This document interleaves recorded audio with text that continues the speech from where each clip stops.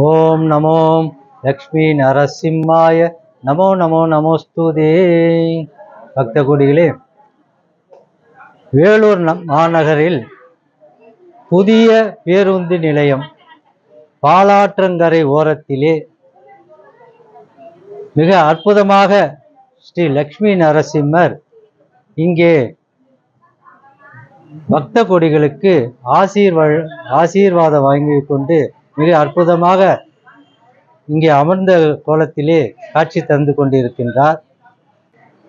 வைகாசி மாதம் வருகின்ற சுவாதி நட்சத்திரத்திலே பகவானுக்கு திருக்கல்யாண உற்சவம் செய்வது வழக்கமாக உள்ளது இந்த ஆலயத்திலே.